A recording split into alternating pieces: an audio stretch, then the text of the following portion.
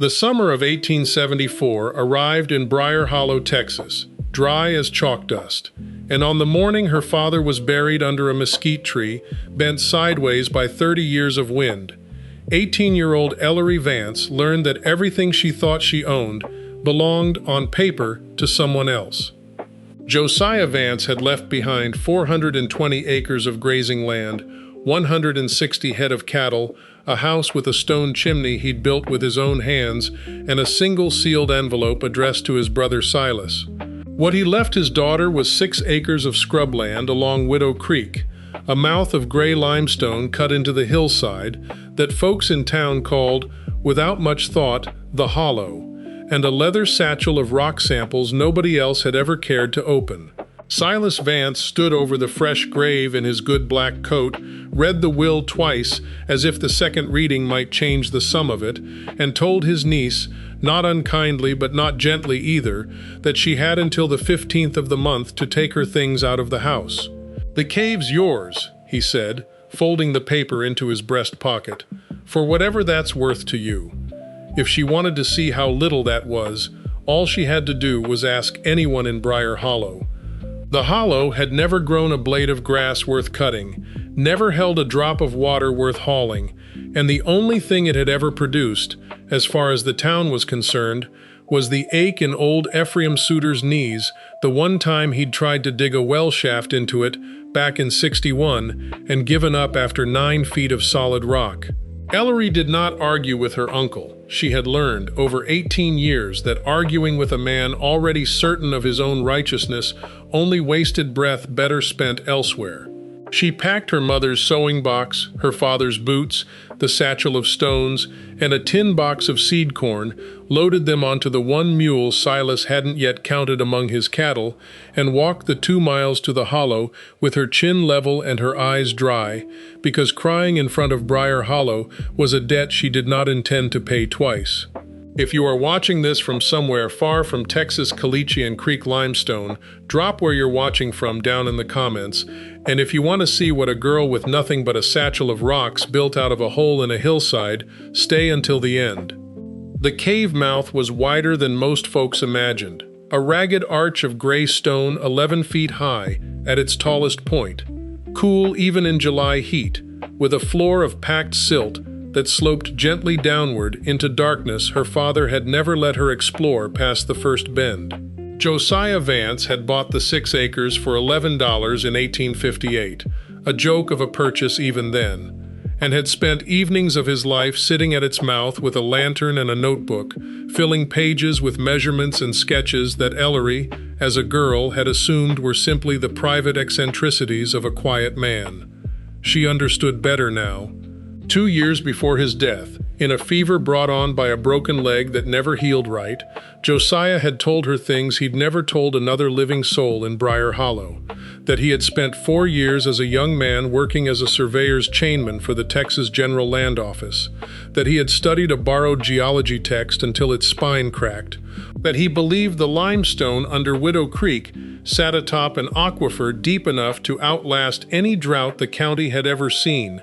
and that somewhere beneath the second chamber of the cave ran a vein of stone so pure and fine-grained it would burn into lime sweeter than anything shipped up from the coast. He had not told his brother. He had not told the bank. He had told his daughter, in the dark, in a fever, and made her promise to keep it until she found a reason not to. "The ground remembers what men forget," he'd said, pressing her hand around a fist-sized chunk of gray stone with the pale ghost of a shell pressed into its face, a thing older than the county, older than Texas itself. "Don't let anybody tell you a rock can't hold a fortune, Ellery girl. It's held bigger secrets than that." She had kept the stone in her apron pocket through the whole burial, and she kept it now, walking the dusty road with the mule's lead rope in her other hand, the only inheritance that felt like it weighed anything at all. Caleb Ashford saw her from the fence line of his own spread, the Ashford Range, 600 acres of tolerable grass running along the north edge of the hollow, and he did not go to help her. He had buried his own wife, Mary, 2 summers back to a fever that took half the children under 10 that year along with her, and he had learned since then to keep his distance from other people's grief because his own had never fully drained out of him. He watched Ellery Vance lead a mule loaded with a sewing box and a corn tin toward 6 acres of rock that had never grown a single stalk of anything, and he thought, without much charity, that Silas Vance had found himself a tidy way to be rid of an obligation. His son Thomas, 5 years old and missing most of his front teeth, tugged at his sleeve and asked if the lady needed help carrying her things, and Caleb told him no, mind the fence, though something in the set of the girl's shoulders, not bowed, not broken, just carrying weight the way a person carries weight when they intend to set it down deliberately and not before, stayed with him longer than he expected it to. He did not introduce himself that day. It would be another 11 days before he did, and by then Ellery Vance would already have cleared a flat patch of ground at the cave mouth, built a lean-to of mesquite branches and her father's old canvas, and begun, in the deep, cool dark past the first bend, work that no one else in Briar Hollow had troubled themselves to imagine. The first week at the Hollow taught Ellery more about her own hands than 18 years in her father's house ever had. She rose before dawn to beat the worst of the heat,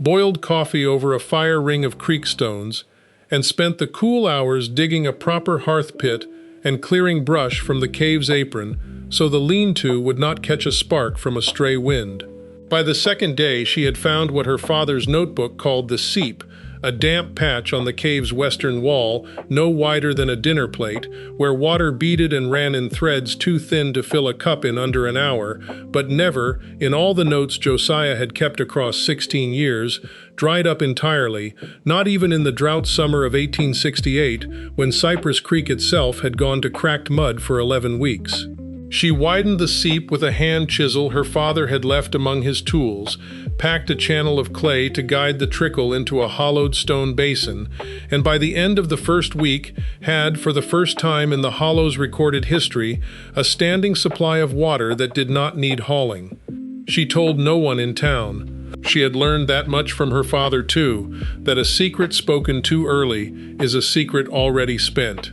Briar Hollow itself sat 2 miles east along the county road, a scattering of clapboard buildings around a courthouse square that had never quite decided whether it wanted to be a town or a crossroads. Grimshaw's Mercantile and Loan, painted white and trimmed in a green gone the color of old moss.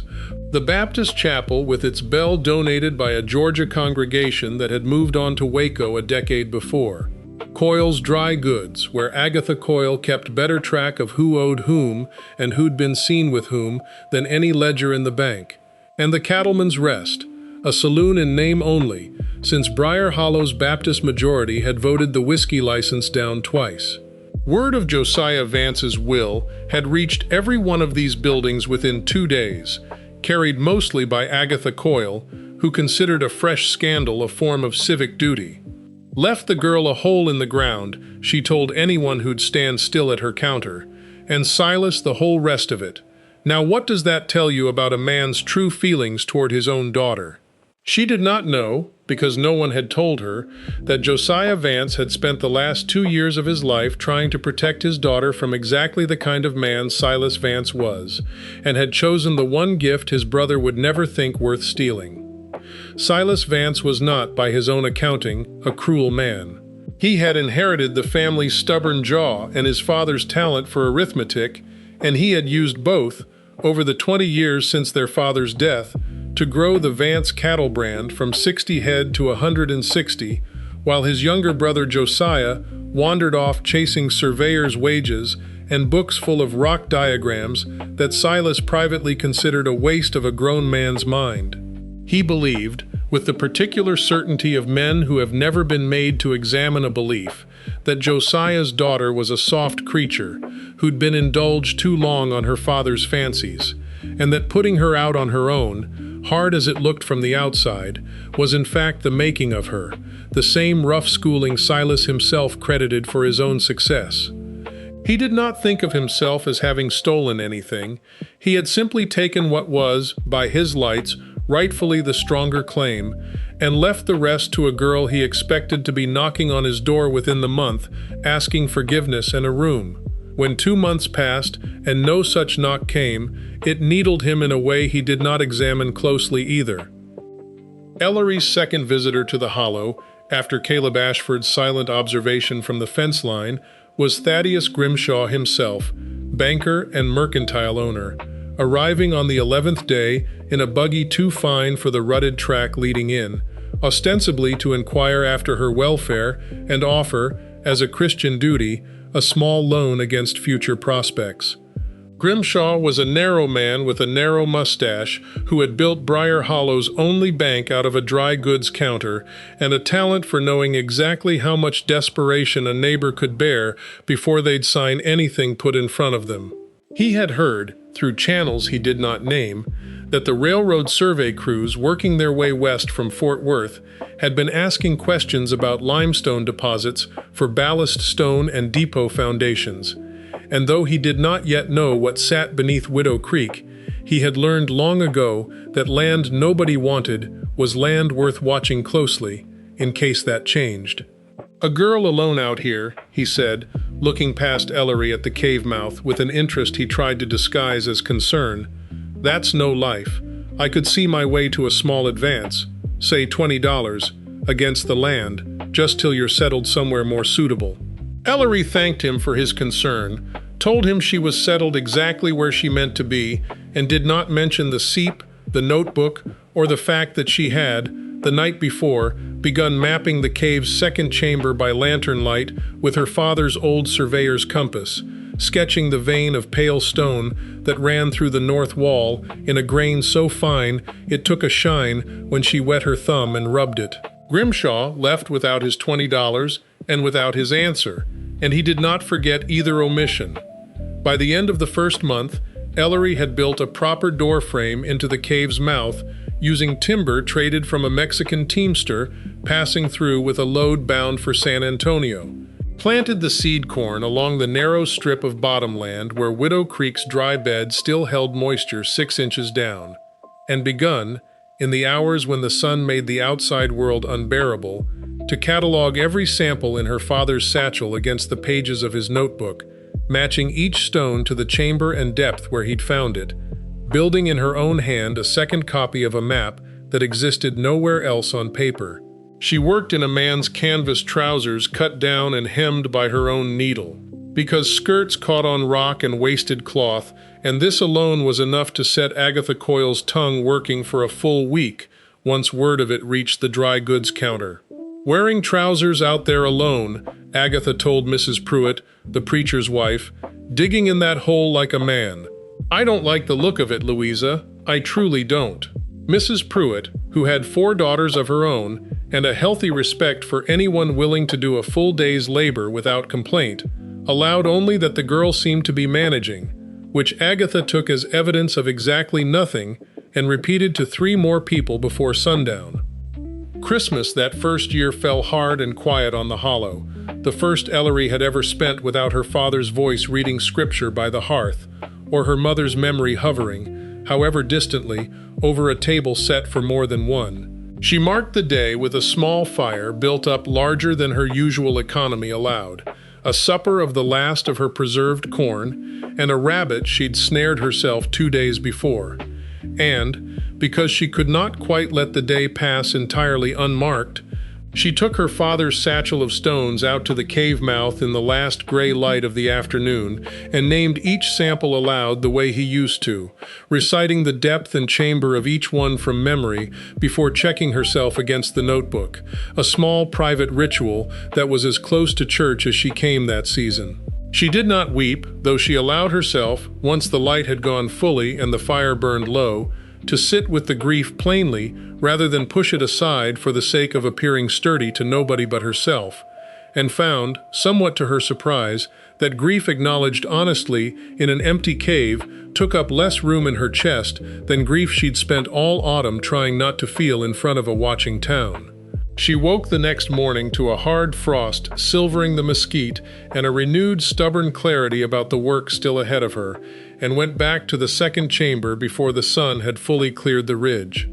Caleb Ashford finally crossed the fence line on the 11th day of the second month, not out of any change of heart, but because 11 of his cattle had wandered through a gap in his own fence and onto the hollow scrub, and he came to retrieve them, and, if he was honest with himself, to see for certain whether the girl was managing or merely surviving until pride gave out. He found her at the cave mouth with sleeves rolled to the elbow, hauling a bucket of water up from the seep basin she'd carved into the western wall, her palms calloused past anything he expected from a girl raised in a proper house with a proper mother, however briefly. "Your cattle are eating my corn," she said, before he'd said a word of greeting, and pointed with her chin toward the 3 head grazing at the edge of her planted row. Caleb apologized, mended the fence gap himself before he left, and noticed, on his way out, the basin of standing water at the cave's mouth.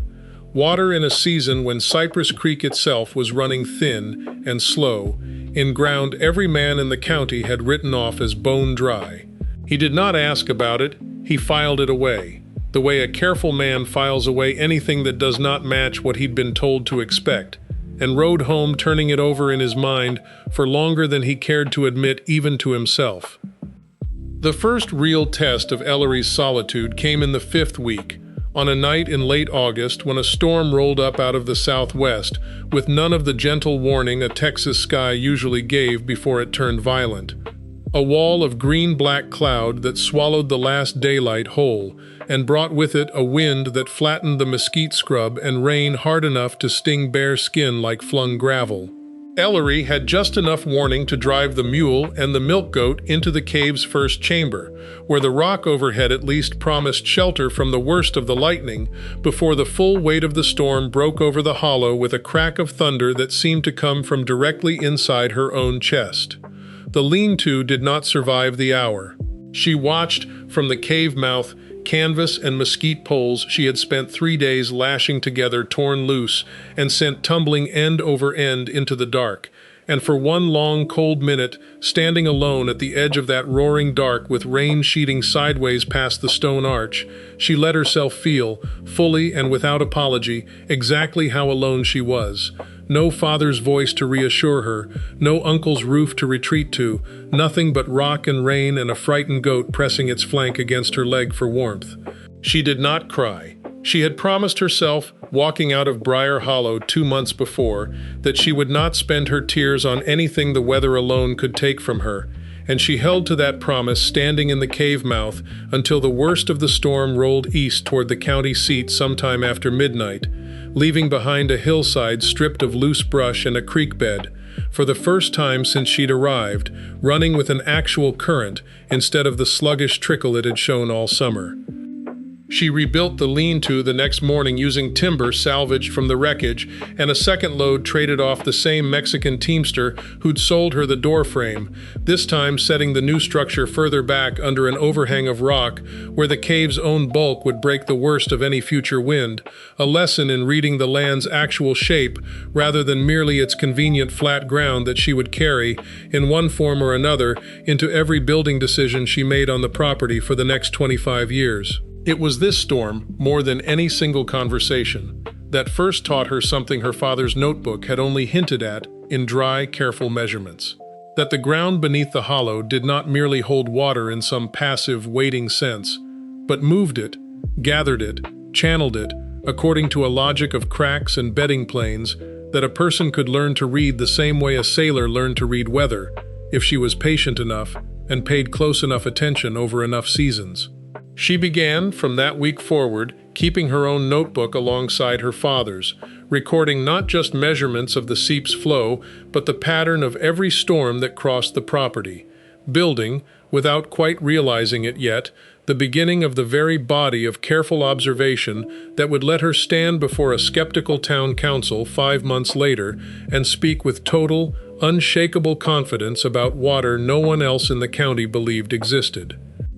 It was that same September that Ellery finally pushed her exploration past the third bend of the cave, farther than even her father's notebook offered detailed measurements, into a low chamber where the ceiling dropped to within a few feet of the silt floor, and the lantern light caught, for the first time, the pale glint of the limestone vein running unbroken along both walls at once, as though the whole chamber had been carved directly through the heart of the deposit rather than merely alongside it. The silence there was total in a way that took getting used to. No wind, no bird song, no distant lowing of cattle, only the small sounds of her own breath and boots and, somewhere further back in the dark past the reach of her lantern, an occasional soft plink of water finding its way down through some crack too fine to see. She felt, more than once in those first solitary trips past the third bend, a fear that had nothing to do with cave-ins or snakes or any of the practical dangers her father had warned her of as a girl, but something closer to the fear of being forgotten entirely, swallowed into a darkness patient enough to outlast every name anyone had ever given it. She did not let the fear turn her back. She measured the chamber's dimensions, sketched its shape against her father's older, shallower map, and carried a fist-sized sample of the purest stone she'd yet found back out into the daylight, turning it over in the sun the way she'd once watched her father do with the very stone that now rode permanently in her apron pocket, and understood, standing there blinking in the sudden brightness, that she had gone somewhere in her father's own life's work that he himself had never quite reached, and that the ground, patient as it was, had been waiting for exactly this, someone willing to go far enough into the dark to read what it had been keeping. Ephraim Suter himself, the very man whose failed well-shaft attempt of 1861 had given the hollow its reputation for solid, waterless rock, came to see Ellery that September, drawn less by neighborly concern than by an old man's curiosity about a girl attempting, by his lights, a fool's errand he himself had already proven impossible.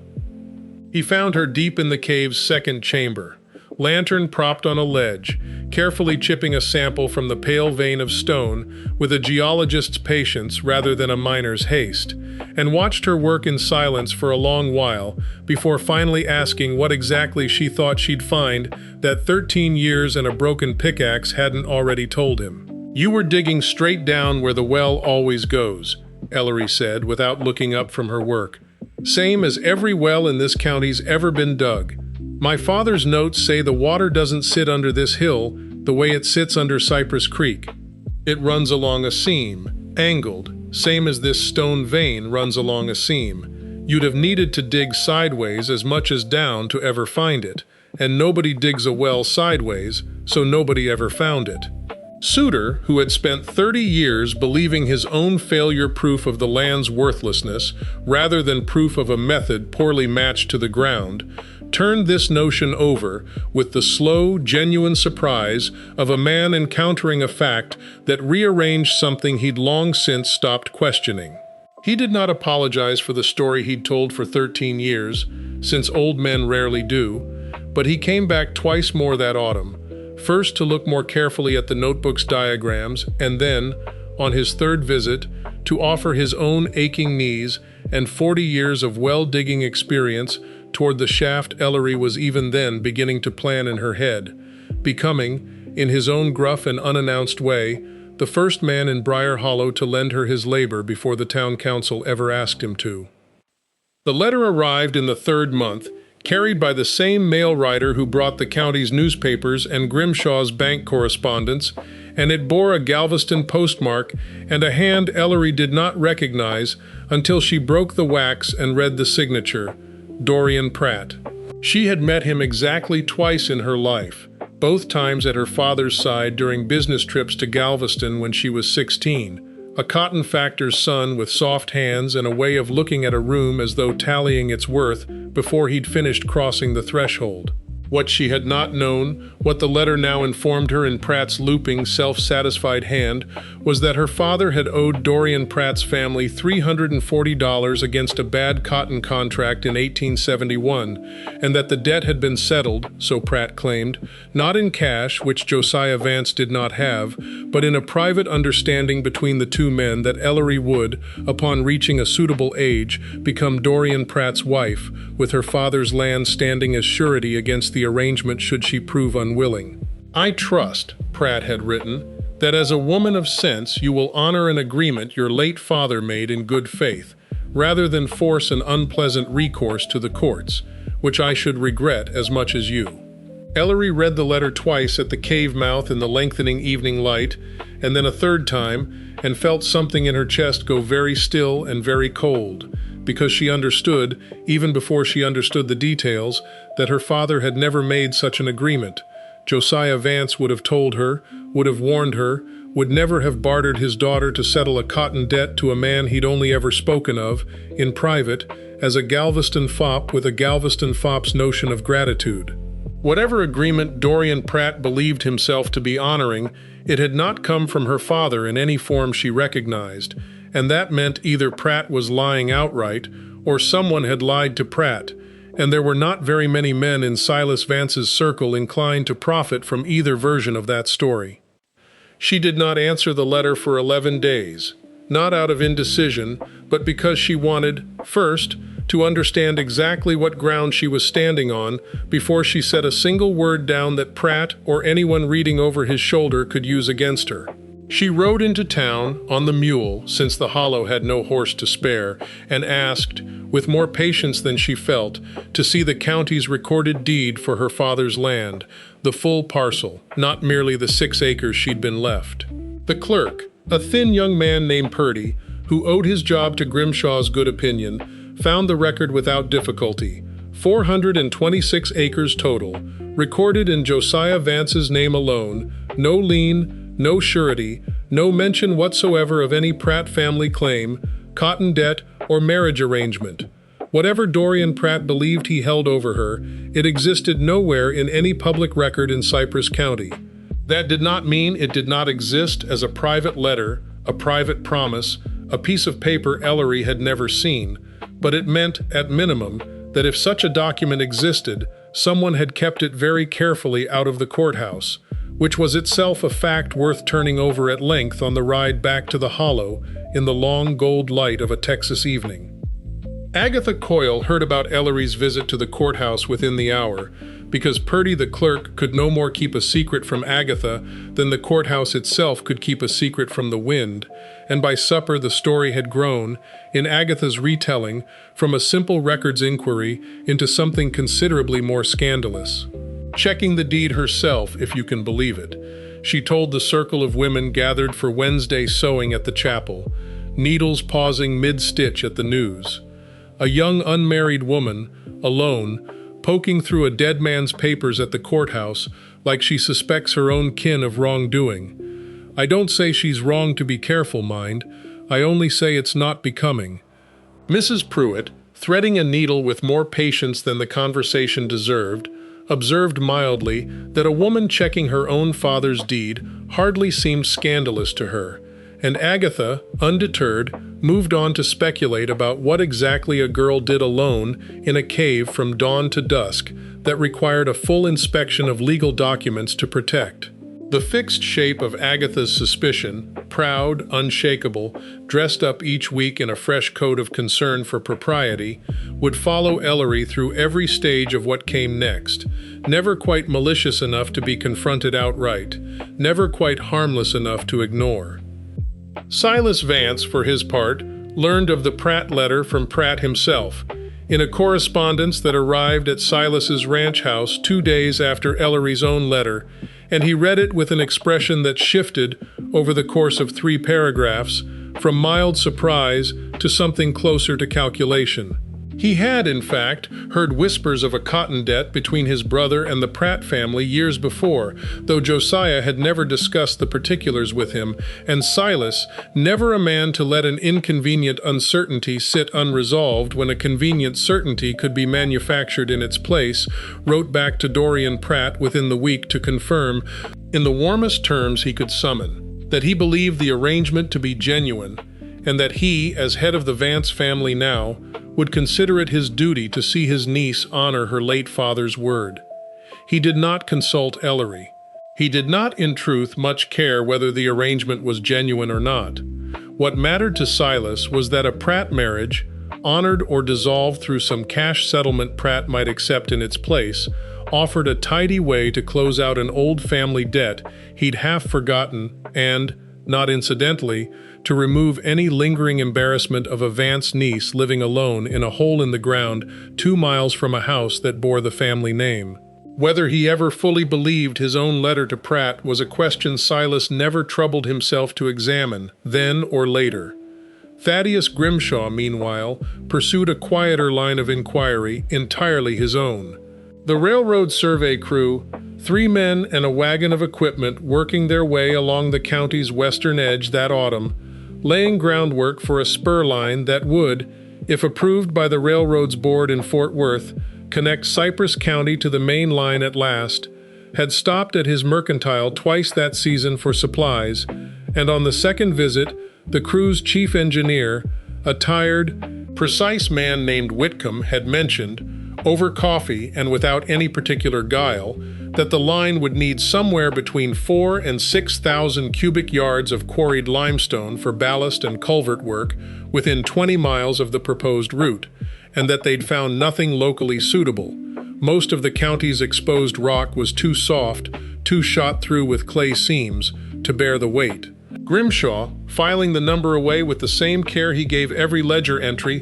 thought immediately of the hollow, of Ephraim Suter's old story about 9 feet of solid rock defeating a well shaft, and of the fact that the only person standing between an ordinary hole in a hillside and a railroad contract worth more money than Briar Hollow had seen change hands in a decade was an 18-year-old girl with no bank account, no lawyer, and, as far as Grimshaw knew, no earthly idea what she was sitting on. He resolved to find out more before he moved, because a banker who tipped his hand early was a banker who paid full price for what patience would have gotten him for a fraction, and in the meantime he began, quietly, calling in the small debts Josiah Vance had left unpaid at the mercantile.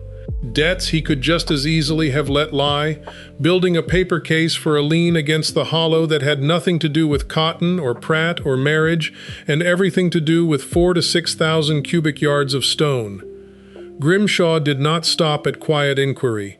In late October, calculating that Silas Vance's evident jealousy over his brother's will made him the softer target for information Ellery herself would never willingly part with, Grimshaw paid Silas a visit at his own ranch house under the pretext of discussing a small note Silas held at the bank, and steered the conversation, with practiced ease, toward the subject of the hollow's water and whatever Silas might know of his late brother's old surveying habits. Silas, flattered by the attention of a man he considered his social better, and nursing a resentment toward his niece that had only grown since her refusal to come crawling back for shelter, told Grimshaw more than he should have. That Josiah had indeed spent years as a young man chaining survey lines for the land office, that he'd kept a satchel of rock samples nobody in the family had ever taken seriously, and that if there was anything of real value hidden in that worthless cave, it was exactly the kind of thing a careful, patient man might arrange to acquire cheaply from a girl who didn't yet know what she had. Grimshaw thanked him for the note's timely payment, said nothing of his own intentions, and rode home already drafting, in his mind, the shape of an offer he would eventually present to Ellery herself, dressed up as neighborly concern rather than the calculated opening bid it actually was. The same offer of a small advance against the land that he had in fact already tried once before, in the first weeks after Josiah's funeral, and would try again with slightly higher stakes once the drought made refusal costlier. Dorian Pratt arrived in Briar Hollow in person that November, having grown impatient with letters and, Ellery suspected, having grown curious about whether the girl he remembered as a quiet 16-year-old at her father's elbow had grown into anything worth the trouble of collecting. He came by stagecoach to the county seat and hired a buggy for the last leg to the hollow, dressed in a gray traveling suit entirely wrong for Texas dust, and found Ellery at the cave mouth in her cut-down trousers with lime dust on her forearms, having spent the morning widening the channel from the seep to a second basin large enough to water a kitchen garden. Pratt's face, on first seeing her, arranged itself into an expression of polite dismay that he did not trouble to hide. "Your uncle assures me you understand the situation," he said, after the barest greeting, "and I confess, I'd hoped to find you more settled. This is no life for the woman who's to be my wife." Ellery set down her digging tool, wiped her hands on a rag, and told him in a voice that did not rise that she had seen no document bearing her father's signature that supported any such arrangement, that the county deed showed no lien in the Pratt family's favor, and that she would sign nothing and go nowhere on the strength of her uncle's assurances alone. Pratt's dismay curdled, briefly, into something sharper. "Your father's word was good enough for my father," he said. "I'd have thought loyalty to his memory would count for something." "It counts for a great deal," Ellery said, "which is why I intend to honor what he actually asked of me, and not what's convenient for you to claim he did." Pratt left within the hour, angrier than he'd arrived, and rode back to the county seat already composing, in his head, a letter to a Galveston attorney about the possibility of pursuing the matter through the courts, a threat that troubled Ellery a great deal more than the visit itself, because a Galveston attorney with a plausible story and a compliant uncle willing to swear to it was a threat that did not care whether the underlying claim was true.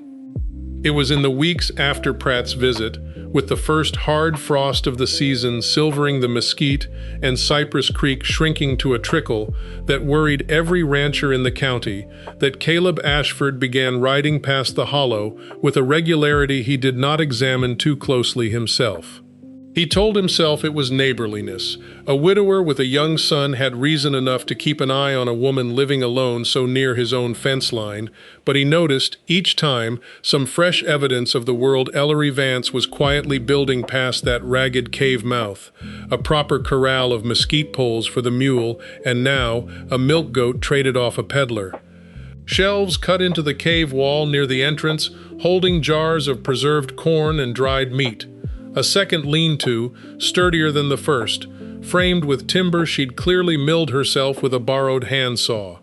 And always, at the mouth of the cave and in the little garden plot beyond it, water, not much, never a flood, but a steady, patient supply that never wavered no matter how the creek itself thinned. In late November, with his own well running low, and his cattle beginning to show the ribs of a dry season, Caleb finally asked the question he'd been circling for 2 months.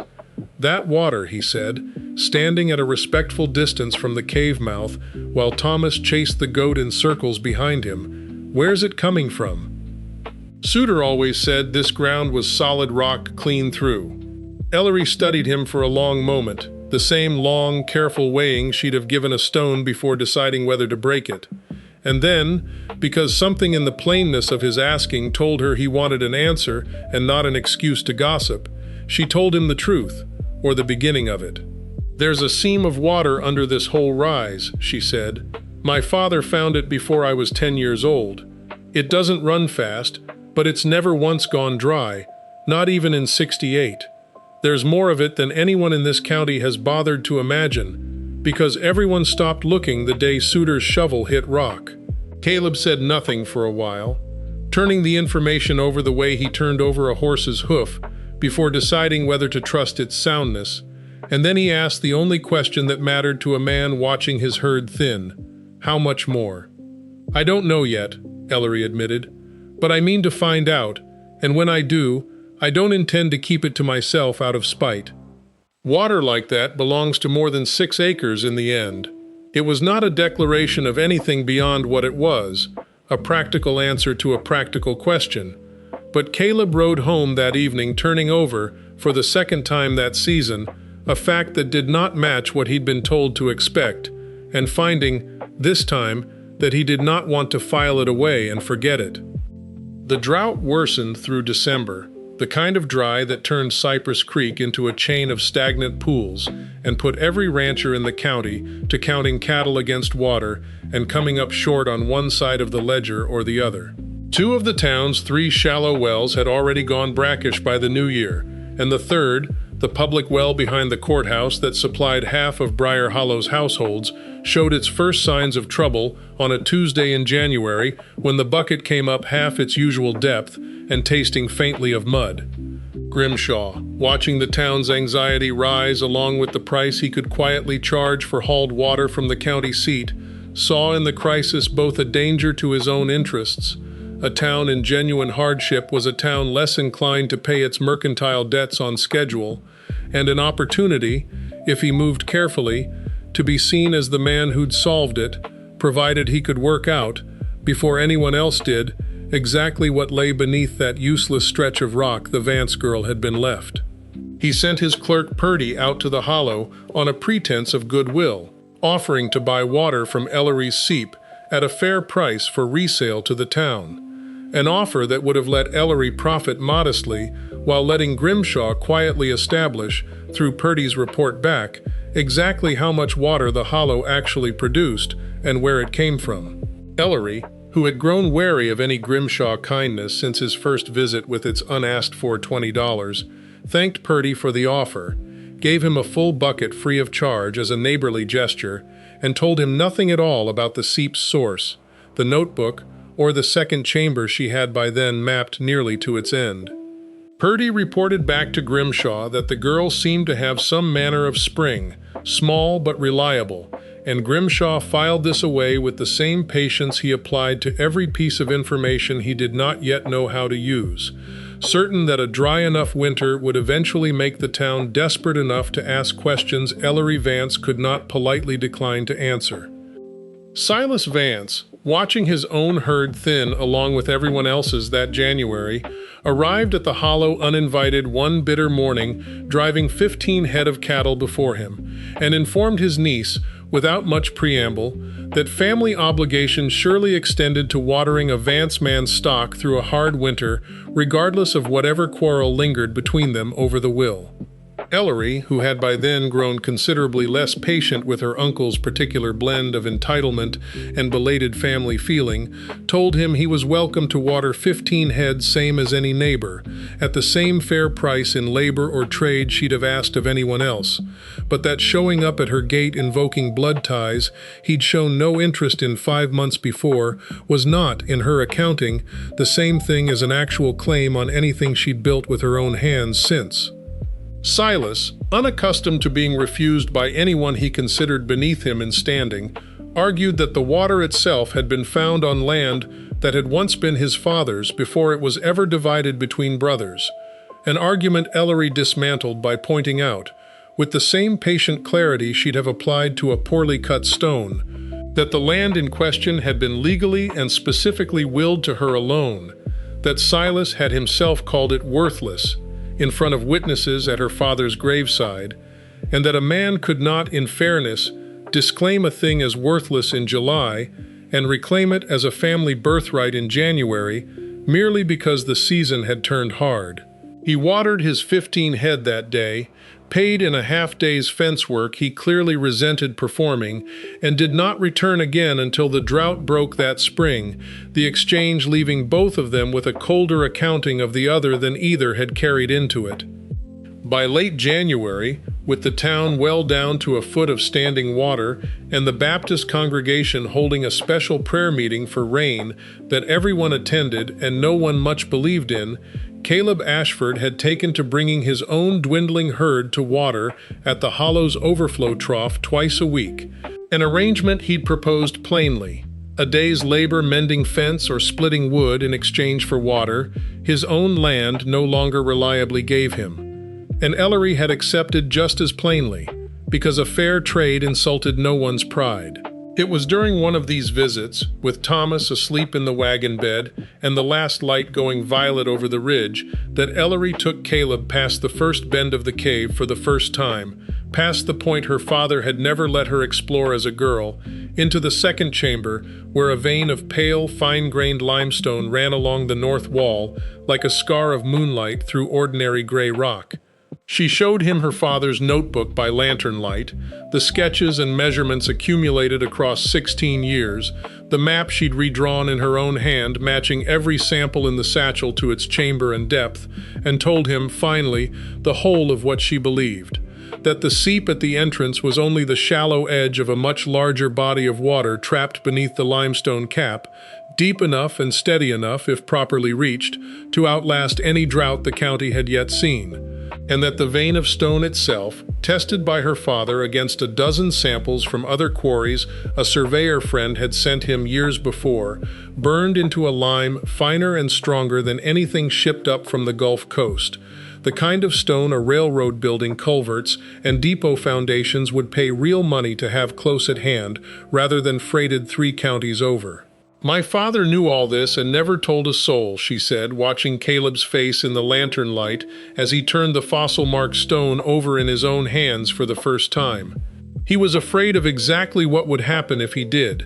that Silas would find some way to take it, or some bank would find some way to lean it out from under him before he could make anything real out of it himself.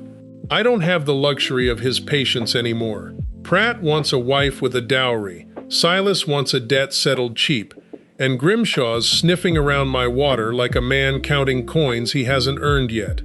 If I don't move first, one of them will move for me." Caleb was quiet a long while, the kind of quiet that came, Ellery had learned by now, not from indifference, but from a man weighing a thing properly before he spoke on it. "You've told me more in an hour," he said finally, "than most folks in this county have told each other in a decade." "Why me? Because you asked the water question honestly," Ellery said, "and you've been paying fair for what you use ever since, instead of trying to talk me out of a better price. That's rarer than you'd think." It was not a declaration of love, not yet, not even close to one, but it was the first time either of them had put into plain words the thing that had been building, quietly, across 3 months of fence mending and water hauling and small, unremarkable kindnesses. A trust neither had extended easily to anyone since their respective losses, and both recognized, in that lantern-lit chamber, that they had extended it now. He told her about Mary that same night, on the ride back toward the Ashford Range, with Thomas still sleeping against his shoulder, something he had not spoken of at length to another living soul since the fever took her. How Mary had been a laughing, impractical woman who'd hated ranch work and loved him anyway. How her death had left him certain for the better part of 2 years that he'd used up whatever share of good fortune a man was owed in one lifetime, and how he had come to watch Ellery Vance dig a life out of 6 worthless acres with a wariness that was really, he admitted now, a fear of hoping for anything again only to have it taken. "I'm not looking to replace what I lost," he said, careful with the words in a way that told Ellery he'd turned them over many times before finding the courage to say them aloud. "I don't think you're looking to be anybody's replacement for anything either. I just find myself wanting to know what you'll build next, and wanting to be there to see it." Ellery, who had buried her own father only 7 months before and understood better than most the particular loneliness of carrying grief nobody else could fully share, told him that she didn't need replacing any more than he did, only company that didn't flinch at hard work or plain speaking, and that she'd found, somewhat to her own surprise, that his company was the only kind in the county she hadn't had to guard herself against from the very first conversation. The town well failed completely on the 2nd of February, the bucket coming up dry against bare mud, and Briar Hollow woke to a crisis that no amount of prayer meetings had forestalled. 300 people and their livestock with no reliable water source inside the town proper, and the nearest alternative a 4-mile haul to the county seat's public cistern, itself running low from supplying half the drought-stricken county already. Reverend Pruitt called an emergency meeting at the chapel that evening, the whole town crowded onto benches meant for half their number, arguing over whether to petition the county for relief funds, whether to drive livestock wholesale to the river bottoms 20 miles south, whether the drought was, as old Mrs. Hobbs insisted loudly from the back pew, a judgment on the town's collective sins that no engineering could fix regardless. It was Caleb Ashford, not given to public speaking and visibly uncomfortable at finding himself the center of 200 pairs of eyes, who stood and said that he'd been watering half his remaining herd for 6 weeks at a spring on the old Vance Cave property that had never once gone dry, not through 68, not now, and that the girl who owned it understood more about where that water came from and how far it might reach than anyone else in the county, including, he said pointedly, anyone currently on the town council. The meeting turned, in the space of that single sentence, from despair to a scramble of attention directed entirely at a woman who was not even present to receive it, and Reverend Pruitt, to his credit, sent a rider out to the Hollow that same night asking Ellery Vance to come speak to the town council the following morning, an invitation that arrived at her cave mouth like a door swinging open that she had spent 5 months believing was nailed shut from the other side. Silas Vance heard about the town meeting the next morning at his own breakfast table, from a hired hand who'd been present at the chapel, and felt the news land in his chest with an unpleasant weight he recognized, after a moment, as the beginning of regret, not for having taken the good land and cattle, which he still believed was owed him by right of age and labor, but for having so thoroughly dismissed the 6 acres he'd handed off as a formality. A worthless gesture toward a will he hadn't troubled to argue against, because arguing against it cost him nothing he wanted. If the Hollow held water enough to save the town, and stone enough to interest a railroad, then Silas Vance had, through simple carelessness, given away the single most valuable asset his brother had ever owned,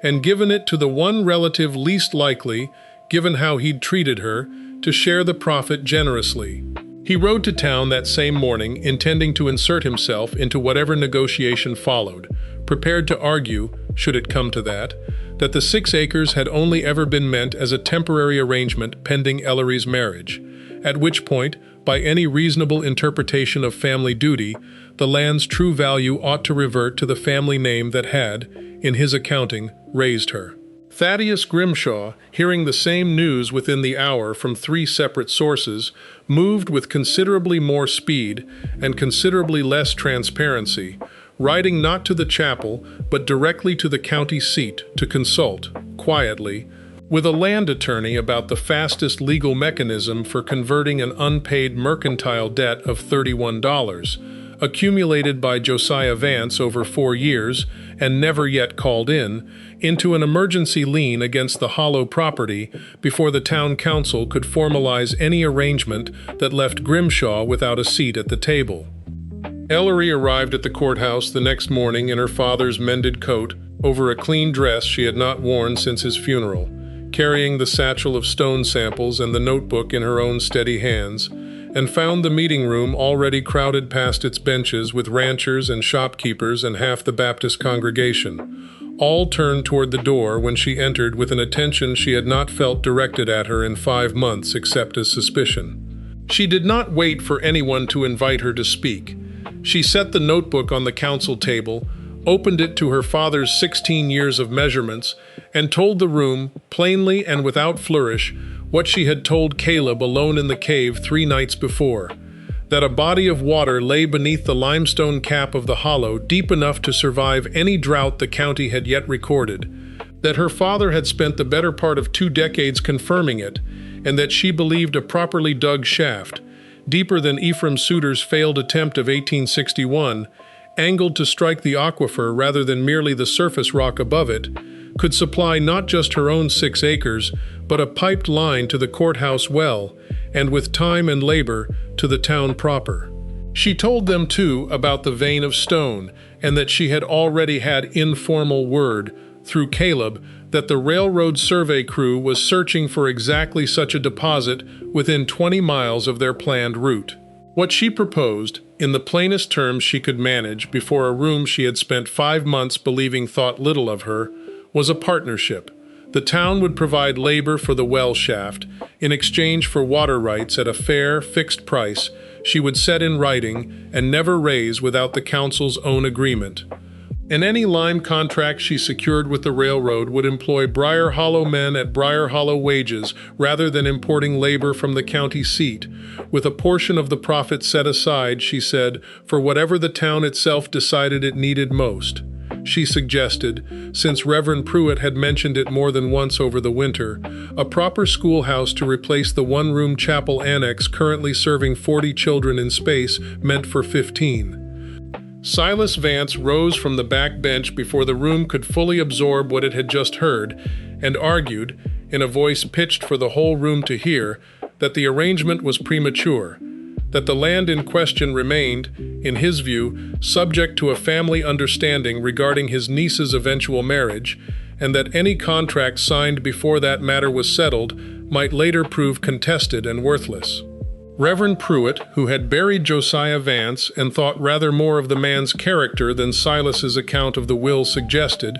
asked mildly whether Silas could produce any document supporting a family understanding beyond his own assertion of it, and Silas, caught without an answer he could offer publicly, retreated to muttering that the matter was a private family concern not suited to a town meeting, a retreat the room noted with the particular silence of people revising their opinion of a man in real time. Grimshaw fared little better. He rose next, more smoothly, to note that Josiah Vance's estate carried an outstanding mercantile debt of $31 that, as a matter of sound business practice, ought properly to be settled or secured before any new venture proceeded on the property, a maneuver transparent enough, once spoken aloud in a room full of drought-stricken neighbors desperate for water, that it drew more scowls than support, and Caleb Ashford, standing near the front, said flatly that he'd settle the $31 himself out of his own pocket before he'd watch a lien delay water reaching 300 people through the driest winter the county had seen in 6 years, an offer that shamed Grimshaw into a hasty, red-faced withdrawal of the matter rather than force him to explain, before witnesses, exactly why an unpaid debt 4 years old had suddenly become urgent the same week word of an aquifer reached his ears. The Pratt matter resolved itself with less drama and considerably more paperwork, though not before Dorian Pratt, alerted by his own correspondence with Silas to the sudden change in the Hollow's fortunes, arrived back in Briar Hollow within the fortnight with a Galveston attorney in tow, prepared now to press his claim in earnest rather than let a worthless cave slip from his grasp, along with the marriage he'd never much wanted beyond its collateral value. It was Reverend Pruitt, in the end, who settled the matter, producing from the chapel's own strongbox, where Josiah Vance had deposited it 2 years before his death, for safekeeping, along with instructions that it be given to Ellery only if she ever found herself in genuine need of it. A letter in Josiah's own hand, witnessed and dated, explicitly denying any marriage arrangement with the Pratt family, and instead confirming that the cotton debt of 1871 had been settled in full, 3 years prior, through a partial land trade of 40 acres of bottomland along the Brazos that Josiah's own notebook, cross-referenced against the county deed records Ellery had already examined, confirmed had indeed changed hands from Vance to Pratt ownership that same year. Whatever private understanding Dorian Pratt believed existed between the families, it had been, at best, his own father's optimistic misreading of a land trade meant to close out a debt entirely, and at worst, a fiction Silas Vance had been willing to encourage for his own convenience. Either way, the Galveston attorney, presented with a witness letter and a matching deed record, advised his client plainly that no court in Texas would find grounds for the claim, and Dorian Pratt left Briar Hollow for the last time within the week, his dignity considerably poorer for the visit, and his interest in a worthless Vance cave evaporated entirely now that it could no longer be had for free. The well shaft took the town 7 weeks to dig, working in relays of 6 men at a time from sunup to the limit of daylight, cutting first through the same 9 feet of solid rock that had defeated Ephraim Suter 13 years before, then angling, on Ellery's careful direction and her father's old measurements, toward the northeast, where the notebook's readings suggested the aquifer ran nearest the surface.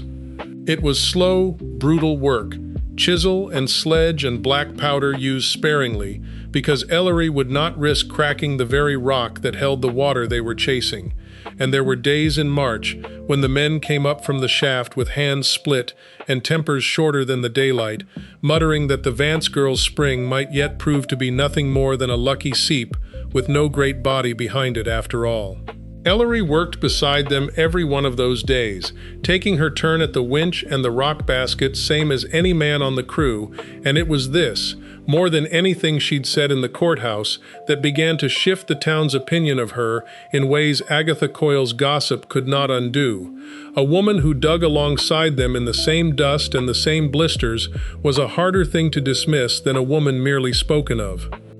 It was in the 4th week that Tomas Reyes arrived, itinerant stonemason and former quarryman out of the hill country near Fredericksburg. Drifting through Cypress County on his way toward San Antonio, work he'd heard was drying up same as everywhere else that spring. He stopped at the hollow only to water his horse and ask after wages, and stayed because the moment he laid eyes on the vein of pale stone in the second chamber, turning a broken piece over in his hands the way a man turns over a coin to check it isn't counterfeit, he recognized what Ellery had spent months trying to convince a skeptical county council of, without the vocabulary to make the case sound anything but hopeful. "This is better than anything I cut in the hill country," he told her, running a thumb along the fine, even grain. "You could sell this to build a cathedral, señorita, not just a railroad culvert. Where did your father learn to find a seam like this?"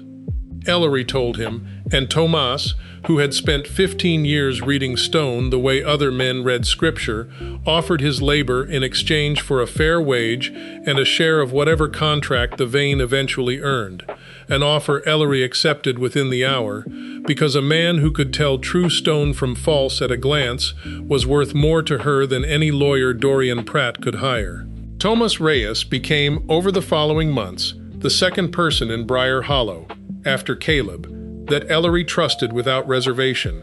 His loyalty built not on romance, but on the plain, sturdy respect of two people who each recognized real competence in the other and had grown weary of pretending not to notice it in themselves.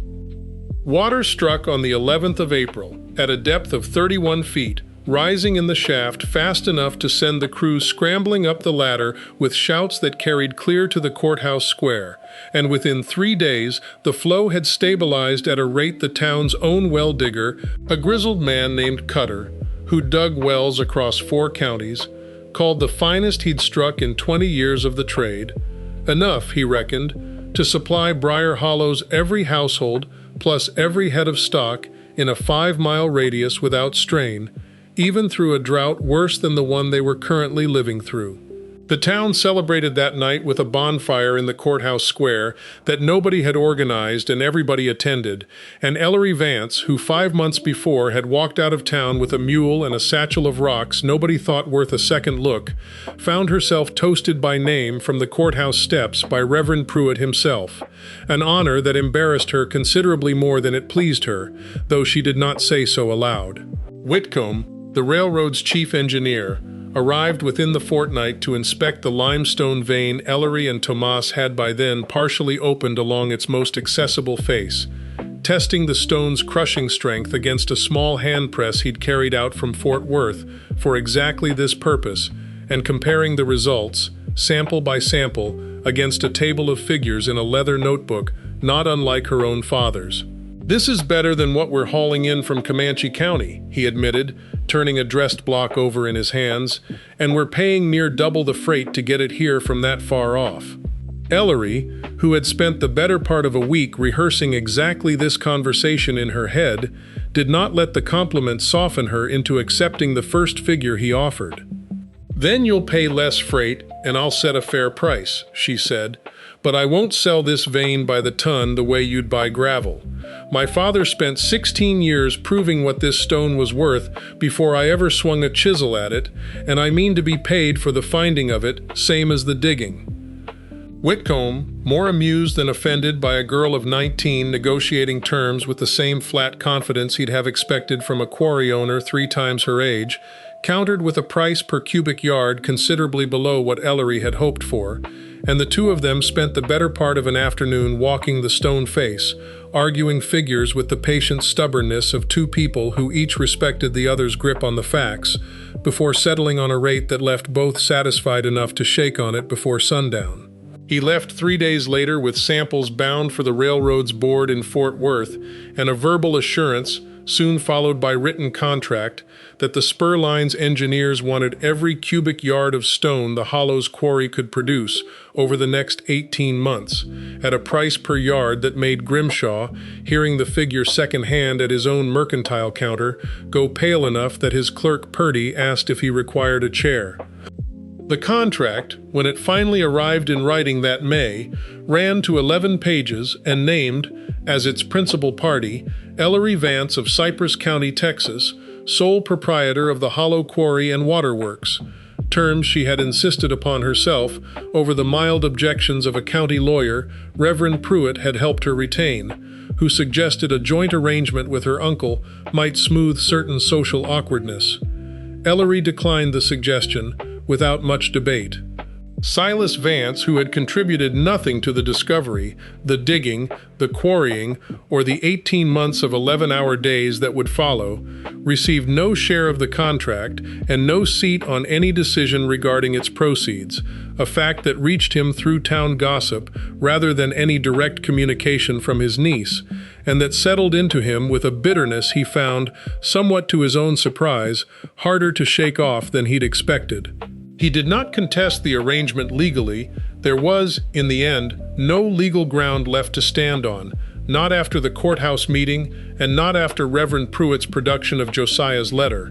But he found himself, over the following year, increasingly unwelcome at gatherings where the Hollow's success was discussed with the kind of open admiration that made his own diminished role in the story impossible to ignore. And he began, without ever quite admitting it to himself, to drink a little more than he once had, and to speak of his niece a little less than he once did. The quarry work itself transformed the Hollow beyond anything even Ellery had fully pictured that first lonely week with a lean-to and a chisel. By midsummer, a dozen Briar Hollow men worked the stone face under Tomas Reyes's careful direction, splitting and dressing limestone into blocks the railroad's wagons hauled north twice weekly. A proper kiln, built to Tomas's specifications from stone quarried on site, burned lime for local sale to every rancher and builder within 20 miles, who'd previously freighted the material 3 counties over at triple the price. And the well shaft, widened and lined with stone, fed a pipe of hollowed cedar logs running clear to the courthouse square, a full mile of buried plumbing that Ellery had insisted be laid deep enough to survive both frost and drought alike.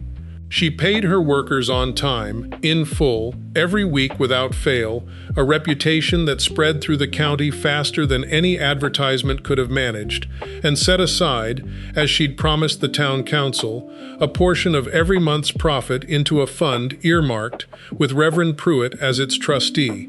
for the schoolhouse she had proposed in that first desperate meeting. A building that broke ground that September on a plot of land Caleb Ashford donated from his own range, without being asked twice, timber and stone both furnished at cost from the Hollow's own quarry.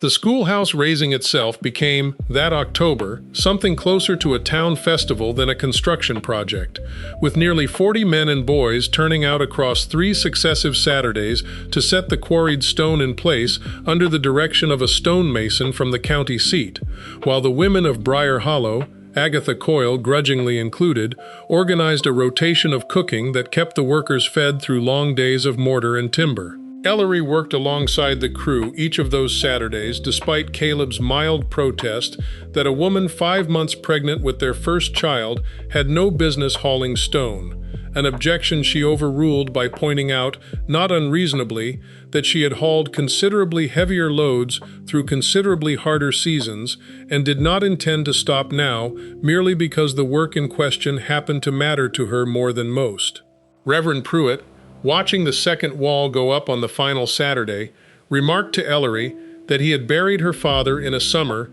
when this same ground had seemed to offer nothing but heat and disappointment, and that he did not think Josiah Vance, wherever his soul had settled, could have imagined a finer monument to 16 years of quiet, careful study than a schoolhouse built from the very stone he'd spent those years learning to read. Ellery, laying a hand flat against the cool, newly set limestone of the north wall, thought that her father would likely have found the compliment more embarrassing than gratifying, being a man who preferred his satisfactions private. But she did not say so aloud, only thanked the Reverend and went back to hauling mortar until the light gave out. Caleb Ashford's courtship of Ellery Vance, if it could even be called courtship in the way Briar Hollow understood the term, proceeded with the same unhurried practicality that had marked every exchange between them since the fence line and the wandering cattle. There was no formal calling, no chaperoned parlor visits, no bouquet of wildflowers pressed into her hand with a speech rehearsed beforehand. Instead, there was Caleb arriving most Sunday afternoons that summer with Thomas in tow, ostensibly to check on the quarry's progress or discuss water rights for his own herd, staying longer each visit than the business strictly required, and Ellery, for her part, setting an extra plate at supper without being asked and never once pretending the extra plate was for any reason but the true one. Thomas himself had taken to Ellery well before his father worked up the nerve to say anything of substance, drawn first to the glass jars of fossil-marked stones she kept shelved near the cave entrance, and then, over a dozen Sunday visits, to Ellery's patient habit of answering every one of his 6-year-old questions as though it deserved a real answer rather than the vague, distracted reassurance most grown-ups offered a child underfoot. She taught him to tell limestone from the harder, uglier caprock by the way each took a scratch from a knife blade, let him keep a small chipped fossil of his own in a cigar box under his bed, and never once, in all those visits, treated his chatter as an interruption to more important work, a kindness that mattered enormously to a boy who had spent 2 years watching his father grow quieter and more careful with his affections than he'd been before his mother's death. It was Thomas, in the end, who forced the matter into the open, asking his father with the blunt clarity only a 6-year-old could manage why they came to the Hollow so often if Miss Vance wasn't going to be his new mama, a question Caleb answered by riding out the very next evening and asking Ellery, standing at the cave mouth in the last light with lime dust still on her sleeves, whether she'd consider making the arrangement permanent in fact as well as in every practical sense it had already become. Ellery, who had spent a year building something with her own 2 hands out of a place everyone told her was worthless, told him she would consider it on one condition, that the Hollow remain hers in her own name, quarry and water rights both, regardless of what Texas law might otherwise presume about a married woman's property, an insistence Caleb met not with the wounded pride Silas or Pratt might have shown, but with a simple nod, because he had watched her build it stone by stone and saw no reason on earth why marrying her should change whose hands had earned it. They were married that October in the Baptist chapel, a modest ceremony attended by nearly the whole town, Reverend Pruitt presiding, Tomas Reyes standing as witness on Ellery's side, in the absence of any Vance relation willing to claim the honor, and Thomas, scrubbed pink and solemn in his best clothes, carrying the ring on a small velvet cushion his own mother had once embroidered.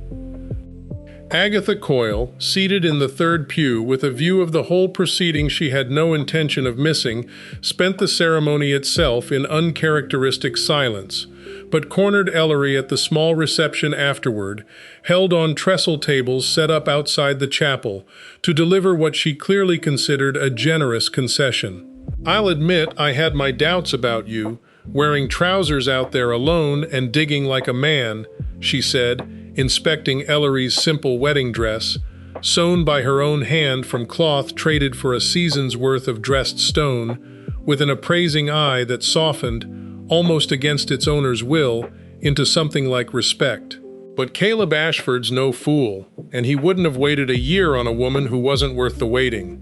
"I suppose Briar Hollow ought to thank your father for that satchel of rocks after all, worthless as we all took it for."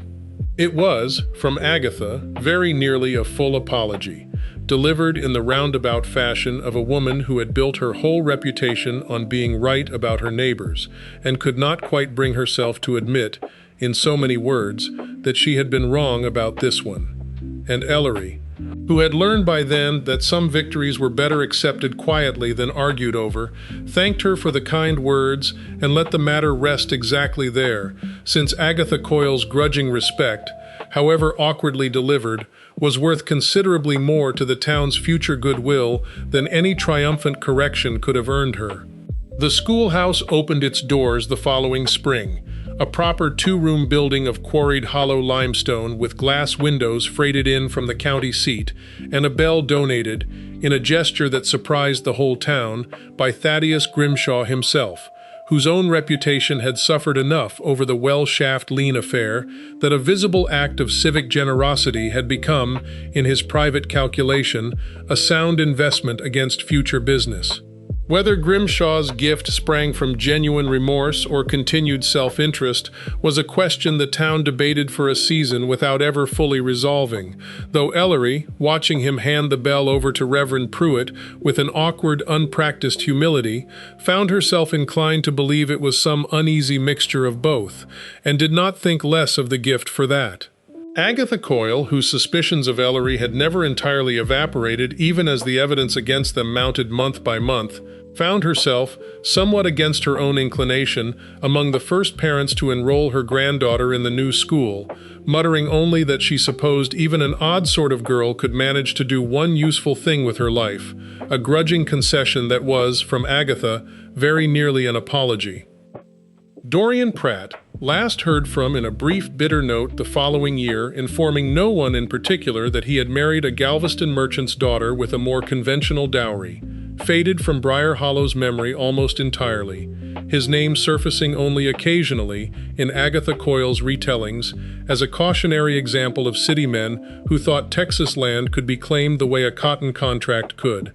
A story that grew, in the years since, considerably more flattering to Ellery's cleverness with each telling. Silas Vance's decline proved slower and sadder than any dramatic reckoning might have made it. His cattle brand, never expanded past its original 160 head, dwindled through a combination of poor seasons and poorer management as his drinking increased, and by the time 3 more years had passed, he had sold off most of his herd and taken work as a hired hand on a spread 2 counties over. A fall from the position of family patriarch he had once assumed was permanently his, that no one in Briar Hollow, including Ellery, took any particular satisfaction in witnessing, though neither did she extend him the reconciliation he never quite worked up the courage to ask for.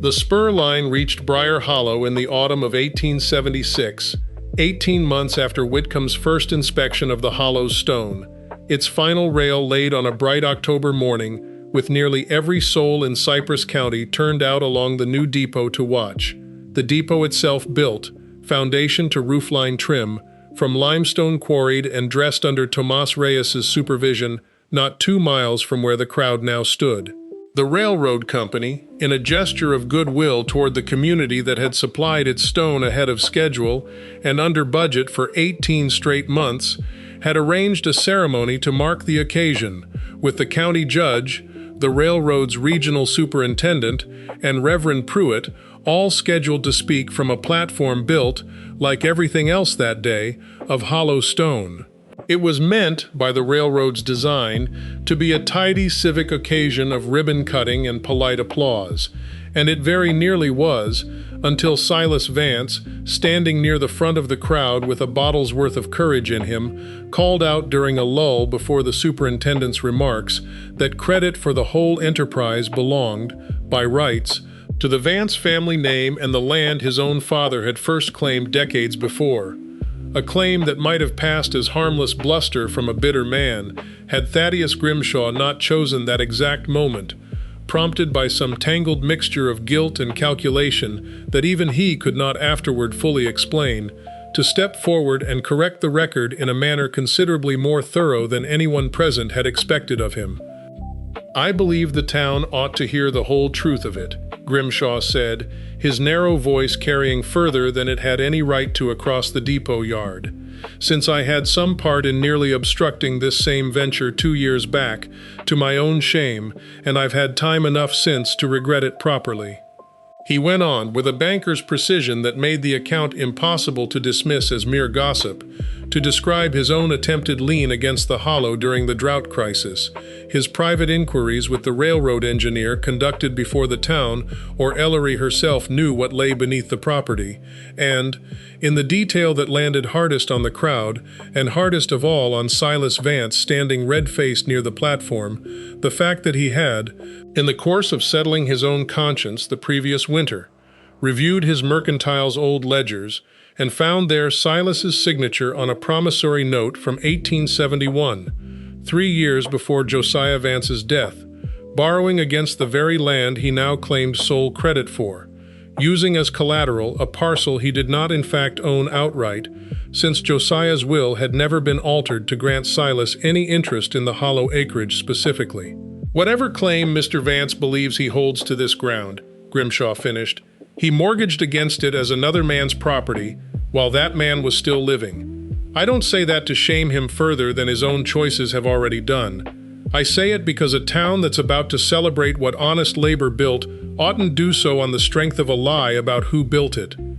The crowd's silence in the moment after Grimshaw finished was the particular silence of a great many people revising, all at once and in public, an opinion they had privately begun revising already, and Silas Vance, given no comfortable way to answer an accusation built on his own bank's ledger, turned and walked away from the depot yard before the superintendent had even begun his remarks, the last time most of Briar Hollow would see him for the better part of a decade.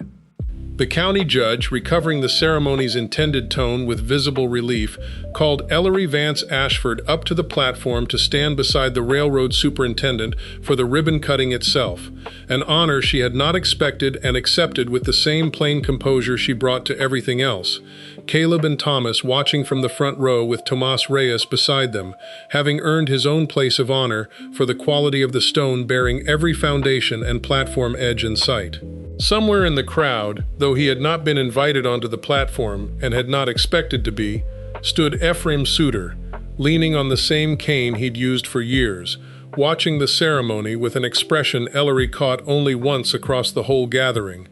Not envy, but a kind of vindicated satisfaction, as though the failure he'd carried for 13 years had finally been redeemed simply by having handed his knowledge, however grudgingly, to someone who'd known how to use it properly. Grimshaw stood near the back as well, having contributed the platform's bunting at his own expense in a gesture the crowd noted with cautious approval, watching the ceremony with the careful attentiveness of a man still working out, in his own private ledger, exactly how much credit he'd earned back against what he'd once tried to take. The superintendent, a stout man named Halloway who had traveled from Fort Worth for the occasion, praised the hollow's limestone in terms that made the local newspaper's front page the following week, calling it, in a phrase the paper printed exactly, some of the finest ballast and dimension stone his company had sourced anywhere along the western lines, and noted, to general approval from the crowd,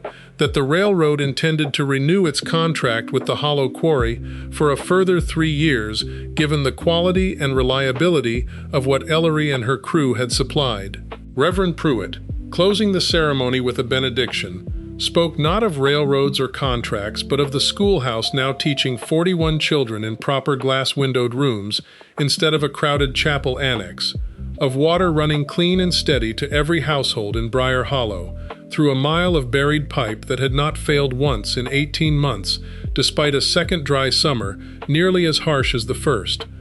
and of a young woman who had been handed 6 worthless acres and a leather satchel of rocks, and had built, from nothing but her father's patient, 16 years of study and her own 2 hands, something the whole county now depended on daily without a second thought. Ellery, standing at the platform's edge with the autumn wind pulling at her hair and the fossil-marked stone her father had pressed into her hand 2 years before still riding, as it always did now, in the pocket of her good traveling coat, thought of him then more clearly than she had in months, and found, to her own quiet surprise, that the grief had finally settled into something closer to gratitude than sorrow. The years that followed the depot ceremony unspooled the way years do on a working ranch and a working quarry both, not as a single triumphant arc, but as a long accumulation of ordinary seasons, each one leaving its mark on the land and the people working it in ways too gradual to notice, except by looking backward. Ellery gave birth to her first child, a daughter named Josephine after her father, in the spring of 1877, delivered in the same cave-adjacent house Caleb had built her the year before, a proper 4-room structure of hollow limestone with a covered porch facing the creek that ran, now, with a steadiness no one in the county any longer thought remarkable. A second child, a son they named Amos after no one in particular except that Ellery liked the sound of it, followed in 1879, and a third, another daughter named Ruth, in 1882, by which time Thomas Ashford, Caleb's boy from his first marriage, had grown into a lanky, serious 14-year-old who spent more of his free hours at the quarry face learning stonework under Tomas Reyes's patient instruction than he did anywhere else, a fact that pleased his stepmother enormously and his father with a quieter, more complicated pride, since it meant the boy had found in Ellery's world a calling his own mother's early death had nearly cost him the chance to discover. The quarry itself grew steadily through those years without ever losing the character Ellery had insisted upon from its earliest days. Fair wages paid on time, a share of profit set aside for the town's use, and a refusal, repeated more than once when larger operators from the county seat proposed buying her out or absorbing her contract into their own larger concerns, to sell so much as an acre of what her father had left her, an insistence she explained plainly to one persistent county seat buyer who pressed her, in 1883, on why she wouldn't simply take a fortune and let someone else shoulder the daily grind of running it. Because the grind is the fortune, she told him, not unkindly, over coffee she'd poured herself rather than have a hired girl serve it. My father spent 16 years grinding at a question nobody else thought worth asking, and everything you're offering to buy exists because he never once considered handing that grinding off to somebody with more money and less patience. I don't intend to make his mistakes opposite twice in one family. The buyer left without his purchase and, by his own later account to a Fort Worth newspaper, without quite understanding what he'd been refused, which struck Ellery, when Tomas relayed the article to her some weeks later, as about the plainest proof she could ask for that she'd made the right decision. By 1885, the hollow quarry employed 23 men across 2 working faces, supplied dressed stone to 3 different rail lines now crossing the county, and had expanded its lime-burning operation to include a second kiln built entirely to Tomas Reyes's own design, a design he had by then refined enough that builders as far away as Fort Worth sent for it by name. Tomas himself, who had drifted into the hollow 15 years earlier with nothing but a horse and a trained eye for stone, married a school teacher named Consuela, who had come to Briar Hollow to help staff the growing schoolhouse, and the 2 of them raised 4 children in a house built, like nearly everything else in the valley by then, from hollow limestone, a fact Tomas liked to point out to visitors with the particular satisfaction of a man who had once quarried other people's fortunes and now, for the first time in his working life, quarried his own. Thaddeus Grimshaw's redemption, if it could be called that, proceeded in the same halting, imperfect fashion it had begun on the depot platform, never quite erasing the memory of what he had tried to do during the drought crisis, but slowly, year by year, replacing it in the town's collective memory with a different kind of reputation. The banker who had, after that public reckoning, extended fair credit terms to more than one struggling family during the lean years of the late 70s, who funded, alongside his original bell, a second classroom addition to the schoolhouse when enrollment outgrew the first 2 rooms, and who, in a gesture that surprised Ellery more than any other, quietly forgave what remained of a debt owed by a Mexican teamster family whose wagon had overturned on the county road one bad winter.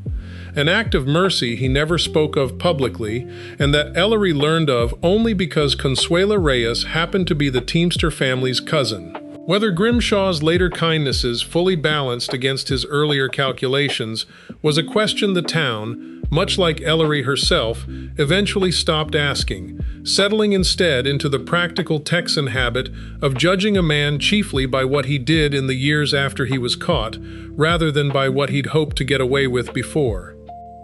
Agatha Coyle lived to see her granddaughter graduate from the very schoolhouse she had once viewed with such suspicion, near the top of a class of 18, and though she never fully abandoned her taste for scandal, there was always some fresh rumor circulating at her dry goods counter, some new neighbor's business she considered it her civic duty to examine. She spoke of Ellery Vance Ashford in her later years, with a grudging respect she extended to almost no one else in the county, telling anyone who'd listen that she'd said all along the girl had grit, a claim so thoroughly at odds with the historical record that Mrs. Pruitt, upon hearing it repeated for perhaps the 10th time, only smiled and let it pass, since correcting Agatha Coyle's memory of her own opinions had never once, in 30 years of trying, produced any lasting result. The one true threat the Hollow faced in its later years arrived not from any Vance, Pratt, or Grimshaw, but from a Fort Worth investment concern calling itself the Cypress Valley Development Company, formed in 1888 by a syndicate of businessmen who had watched the railroad's steady demand for hollow stone with an interest considerably less patient than Grimshaw's had ever been. Their agent, a smooth-spoken man named Wexler who arrived in a private rail car rather than a buggy, approached Ellery that spring with an offer to purchase the quarry, the waterworks, and the mineral rights beneath both outright for a sum that would have made her, on paper, one of the wealthiest women in the county, an offer Wexler presented as an act of neighborly opportunity, framing Ellery's continued operation of the works as an unnecessary strain on a woman with 3 children and a household to manage, when a fair sale would let her enjoy the fruits of her labor without the daily burden of running it. Ellery listened to the entire proposal without interrupting, examined the contract Wexler produced with the same careful attention she had once given her father's stone samples, and declined within the week. In a letter she drafted herself and had Reverend Pruitt's successor, a young minister named Halbrook, review for any legal phrasing she might have missed. "The Hollow isn't a burden I'm looking to set down," she wrote. "It's the one thing in this county nobody handed me, and I don't intend to hand it to anyone else either, at any price you or your syndicate cares to name." Wexler, unaccustomed to refusal and unwilling to return to Fort Worth empty-handed, tried a second approach that summer, quietly purchasing options on the water rights of 3 smaller landholders upstream of the Hollow along Widow Creek, land that fed, indirectly, the same aquifer Ellery's well shaft had struck 14 years before, with the apparent intention of diverting or taxing that upstream flow in a way that would pressure Ellery into renegotiating on more favorable terms for the syndicate. It was Caleb, by then well practiced in reading a threat before it fully declared itself, who noticed survey stakes appearing along the upper creek that August, and rode the full length of it in a single afternoon to confirm what he suspected. And it was Tomas Reyes's own careful knowledge of the aquifer's true extent, knowledge built over 14 years of quarrying its stone and studying, alongside Ellery, every one of Josiah Vance's old notebooks, that let them demonstrate, before the County Water Board convened to hear the dispute that October, that the Hollow spring drew from a body of water running considerably deeper and wider than the shallow upstream seeps Wexler's syndicate had optioned, meaning any diversion upstream would harm the smaller landholders who'd sold their options considerably more than it would ever threaten the Hollow's own supply. At the hearing itself, held in the same courthouse room where Ellery had first stood before a skeptical council 14 years earlier, Wexler's own hired hydrologist, a well-dressed man from Dallas who had clearly expected to be the most credentialed person in the room, attempted to dismiss Ellery's measurements as the amateur record-keeping of a rancher's daughter rather than any serious scientific accounting. Ellery, standing this time not with a satchel of loose rock samples but with 14 years of her own carefully bound notebooks stacked on the council table beside her father's original 16, answered him by walking the waterboard, page by page, through the seasonal flow measurements she had recorded every month without fail since the well shaft first struck water. Records that showed, with a precision the Dallas hydrologist's single afternoon of upstream surveying could not begin to match, exactly how the aquifer's level rose and fell against rainfall recorded at 3 separate points on the property, and exactly how little the shallow upstream seeps Wexler had optioned actually contributed to that deeper body of water. Mr. Wexler's man has studied this creek for 1 season, she told the board, closing the last of her notebooks with a quiet finality that carried further than any raised voice could have. I've studied it for 14, off measurements my father started keeping before I was old enough to read them myself. I'd ask the board to consider which record it trusts to still be accurate 10 years from now. The Water Board, presented with 16 years of careful measurement against a Fort Worth syndicate's speculative claims, ruled in the Hollow's favor without much deliberation, and Wexler's private rail car left Cypress County for the last time before the month was out. The syndicate's interest in the valley evaporating as quickly as it had arrived once it became clear that Ellery Vance Ashford had spent her entire adult life building a defense against exactly this kind of maneuver, one careful measurement at a time, long before any Fort Worth investor had thought to try it. It was in the aftermath of the Wexler affair, in the early winter of 1888, that Silas Vance returned to Briar Hollow for the first time in nearly a decade, older and grayer than his 61 years, having spent the intervening time working other men's cattle across 3 counties, and by his own quiet admission to Reverend Halbrook, before he ever worked up the nerve to approach the hollow itself, having had a great deal of time to consider what his own choices had cost him. He came to the quarry gate on foot rather than horseback, his good coat long since replaced by a hired hand's plain canvas, and asked, through Tomas Reyes, who happened to be nearest the gate that afternoon, whether his niece might spare him a few minutes. Ellery came out to meet him at the gate, rather than invite him further onto land he had once dismissed as worthless, and Silas, standing in the cold with his hat in both hands, did not ask for money or forgiveness or a place in the business he had once assumed would revert to him by right. He asked only whether she would allow him to see his grandnieces and grandnephew occasionally, since he had, in 10 years of solitary reflection, come to understand that pride had cost him the only family he had left in the world, and he did not know how many more winters he had left to try mending it. Ellery studied him for a long moment, the same careful weighing she had once given a stone before deciding whether to break it, and told him that Josephine, Amos, and Ruth would decide for themselves, when they were old enough to understand the history between them, whether they wanted their great-uncle in their lives, but that she would not stand in the way of the asking, provided he came to it honestly and did not expect the years to be undone by a single winter visit. It was not full forgiveness, and Silas did not ask for more than that, understanding perhaps for the first time in his life that some debts are paid slowly, in small honest installments, or not paid at all. By the turn of the century, 26 years after Ellery Vance had walked out of Briar Hollow with a mule, a sewing box, and a satchel of rocks, nobody thought worth a second look. The hollow had grown into something that bore only the faintest resemblance to the 6 worthless acres Silas had handed off as a formality. The quarry, still bearing the Vance Ashford name on its ledgers, though everyone in the county simply called it the Hollow Works, employed 38 men across 3 working faces and supplied dressed stone and burned lime to rail lines and municipal buildings across 4 counties. The well shaft, deepened once more in 1894 to accommodate the town's growing population, still ran steady and clean, having never once failed in 20 years of continuous use, even through 2 further droughts, each harder than the one that had first driven Briar Hollow to Ellery's door. And the schoolhouse, expanded twice since its first modest 2 rooms,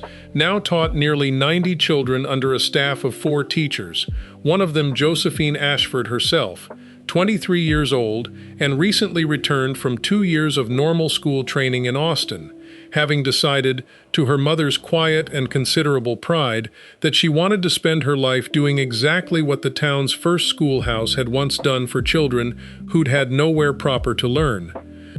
Josephine kept, in her own classroom, a small case of stones nearly identical in spirit to the one her mother had once kept in the quarry office, filled not with samples from the Hollow's own vein, but with donations gathered from children and parents across the county. A piece of red sandstone from a family near the river,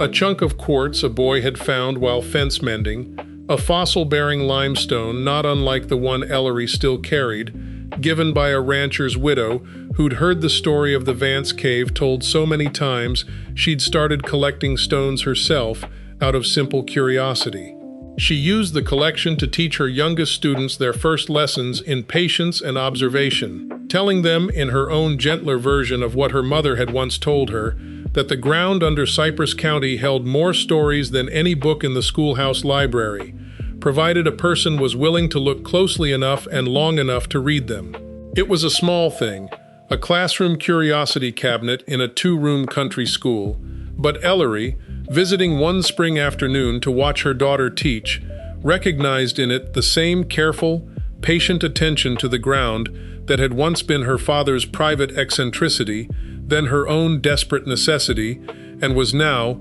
3 generations deep, simply the ordinary shape of how the Vance and Ashford children learned to see the world around them. Amos Ashford, 21 that year, had taken over much of the day-to-day management of the quarry's stoneworking operations alongside Tomas Reyes's eldest son Miguel, the two of them having grown up together underfoot at the quarry face and grown, as young men, into a partnership that mirrored in its own way the one their parents had built a generation before, practical, unhurried, built on the plain respect of two people who each recognized real competence in the other. Ruth, the youngest at 18, had inherited more of her grandfather Josiah's temperament than either of her siblings, spending her free hours poring over the old notebooks and rock samples that Ellery had carefully preserved in a glass-fronted case in the quarry office, and had recently begun corresponding, with her mother's enthusiastic encouragement, with a professor of geology at the newly established university in Austin about the possibility of formal study, a path no woman from Cypress County had ever pursued before, and one that Ellery, watching her youngest daughter pack a satchel of her own rock samples for a visit to Austin that spring, found herself thinking about with an emotion too complicated to name simply as pride, though pride was certainly the largest part of it. It was Amos and Miguel together, in fact, who had prevented what might have been the quarry's worst disaster only 2 winters before, when a section of the newer stone face began showing the same fine, telltale cracking pattern Ellery had taught every one of her workers to watch for since the operation's earliest days. A lesson drawn directly from her father's old notebooks about how limestone failed along its natural bedding planes rather than at random, and one she had insisted on drilling into every new hire, regardless of how much time it cost against a day's quota. Miguel had noticed the pattern first, called the crew back from the face a full hour before the section gave way in a slow, grinding collapse that would have buried at least 6 men had the work continued, and Amos, arriving moments later, had organized the evacuation with a calm, methodical authority that made more than one of the older quarrymen remark, afterward, that he'd handled it the same way his mother might have, quickly, plainly, without wasted motion or wasted words. Ellery, hearing the full account that evening from Tomas Reyes, who by then walked with a permanent stoop from 30 years of stonework, but had lost none of the sharpness that had first drawn him to the Hollow's vein of pale limestone, said only that she was glad the notebooks had finally taught someone besides herself to read a stone's warning before it spoke too late, and spent an extra hour that night at the glass-fronted case in the quarry office, adding Miguel's observation to the careful body of recorded knowledge that had by then grown far beyond anything her father alone could have compiled in his 16 quiet years of watching. Thomas Ashford, Caleb's son from his first marriage, had grown into a master stonemason in his own right, having trained under Tomas Reyes from boyhood, and eventually taken on contracts of his own across the county, and had married, 3 years before, a young widow named Sarah Culpepper, whose late husband had been one of the original well shaft diggers back in that hard winter of 1875. A connection that struck Ellery, when she first learned of it, as one more small proof of how thoroughly the Hollows story had woven itself into the fabric of every family in Briar Hollow, whether they dug the shaft themselves or simply drunk from the water it had found. Caleb himself, 61 that year and gray at the temples, but still riding his own fences most mornings out of a stubbornness Ellery had long since stopped trying to argue him out of, had watched his own modest 600-acre range grow, through careful management and the steady water the hollow had made possible, into one of the most productive cattle operations in the county, though he never once, in 26 years of marriage, let anyone forget that the true engine of the family's fortune had been dug, quarried, and built by his wife's own 2 hands, starting from 6 acres everyone else had written off as worthless.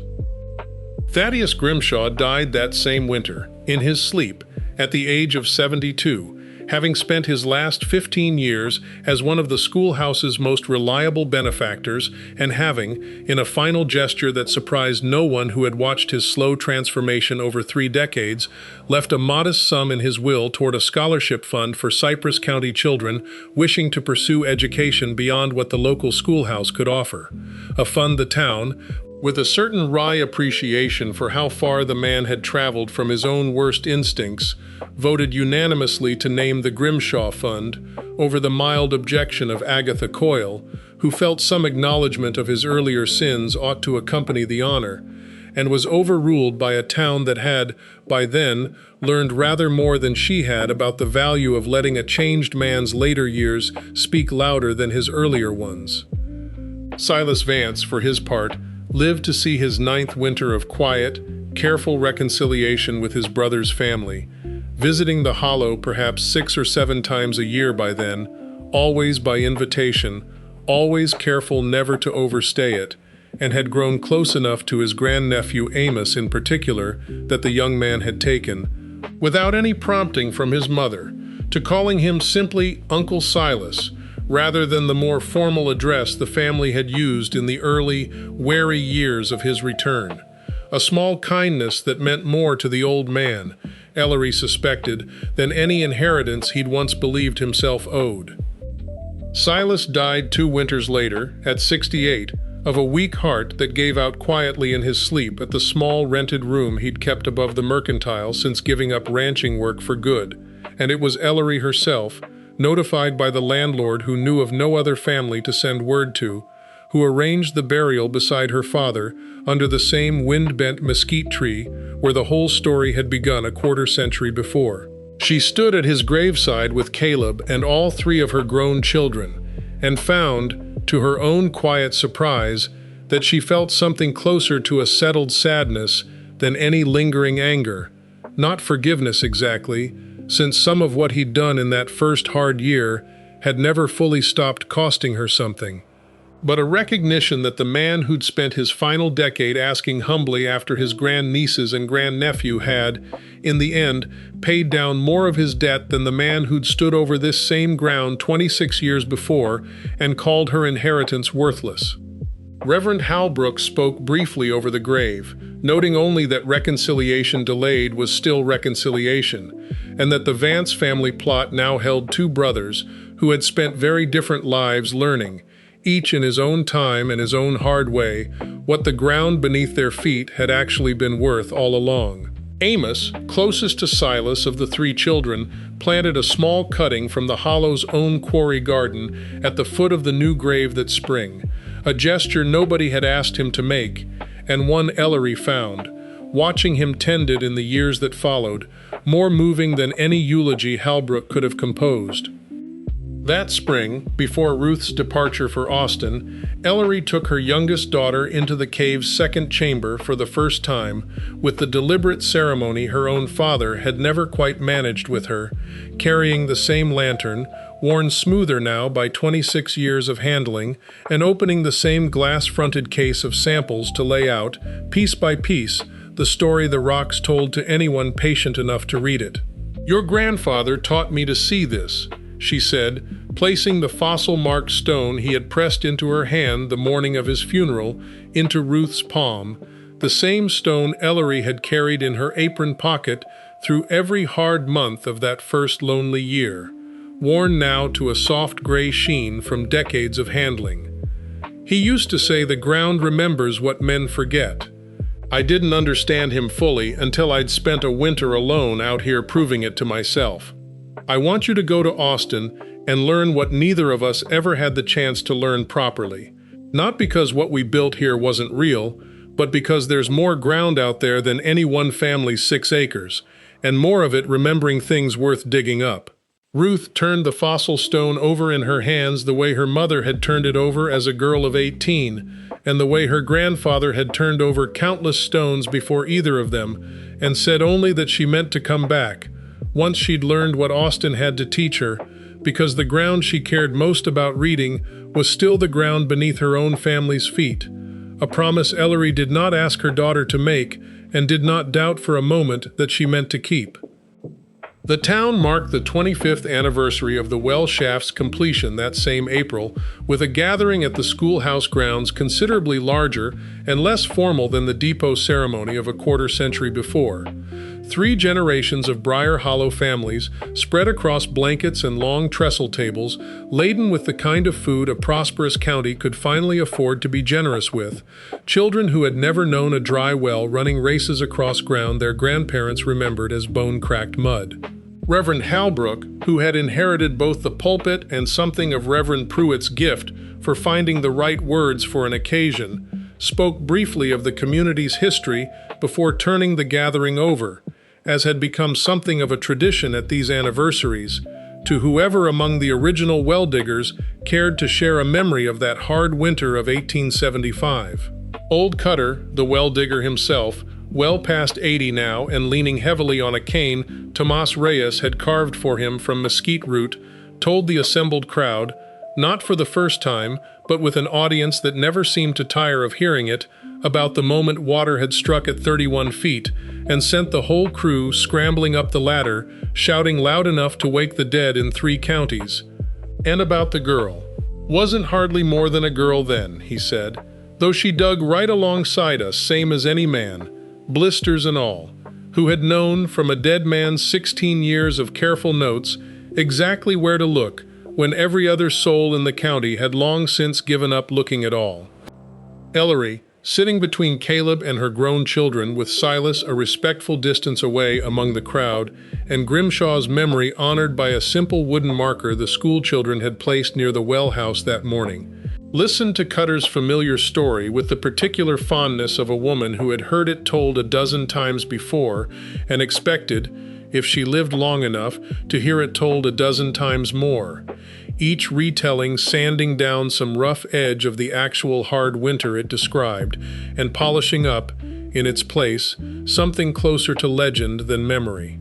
She did not correct the parts that had grown taller in the telling. The 9 feet of solid rock that had defeated Suter's shovel had grown in some versions to 12. Her own blisters had grown, in Cutter's fondest retellings, into wounds requiring a full week's recovery, which was not quite true, because she had learned, over 26 years, that a town's shared story mattered less for its precision than for what it taught the children hearing it for the first time. That worthless ground was often only ground nobody had yet troubled to understand properly, and that the hardest kind of building was never the kind done with someone else's money or someone else's blessing, but the kind done alone, in the dark, with nothing but patience, and a dead man's notes, and the stubborn conviction that the ground remembered what men forget. Later that afternoon, as the crowd loosened into smaller clusters of family and old friends, Ellery found herself surrounded by her 3 grown children in a way that struck her, for a moment, as its own small miracle worth noticing. Josephine, still flushed from organizing the school children's races, was arguing good-naturedly with Amos about whether the new quarry face ought to be opened before or after the spring planting season, a disagreement conducted with the easy confidence of two people who had grown up watching their mother settle exactly such arguments with facts rather than volume. Ruth, her satchel already half-packed for Austin sitting by the porch steps, listened to both of them with the faint, private amusement of someone who already knew she'd be reading rock strata 1,000 miles from either argument by month's end, and asked her mother, when the other two had wandered off toward the lemonade table, whether she'd ever once doubted, back in that first lonely year, that any of this would come to exist at all. Ellery considered the question with the same care she gave any question worth answering honestly. "Every single day for the first 6 months," she said. "I doubted it in the storm that took my first shelter apart, plank by plank. I doubted it every time Pratt or your great-uncle Silas sent a letter meant to frighten me into giving it up. What I never doubted was that the water was there, and the stone was there, because your grandfather's notes told me so, and I'd watched him be right about smaller things my whole childhood. I suppose I decided, somewhere in that first winter, that doubting myself and doubting the ground were two entirely separate matters, and I only ever had real trouble with the first one." Ruth turned this over the way she turned over every fact her mother offered her, filing it away, Ellery suspected, alongside every other careful measurement she meant to carry with her into whatever wider ground Austin and the years beyond it had waiting. Caleb, watching his wife from across the schoolhouse grounds as she spoke with Ruth, found himself thinking, not for the first time that year, of the afternoon he'd first seen her leading a mule down the county road toward 6 acres everyone said were worthless, and of how little he'd understood then about what he was actually watching. He had assumed, that first day, that he was witnessing a girl's quiet endurance of a hard circumstance, the kind of grim survival Briar Hollow saw often enough in widows and orphans and anyone else the county's harder seasons left stranded. And it had taken him the better part of a year to understand that what he'd actually witnessed was the opening move of something considerably larger, a patience and a competence that had simply been waiting for enough ground to work with. He thought, too, of his own reluctance in those early months, the careful distance he'd kept out of a grief he hadn't wanted to risk compounding, and felt no regret now for the slowness of it, since a thing built as carefully as their marriage had been built tended, in his experience, to hold weight better than anything thrown together in haste.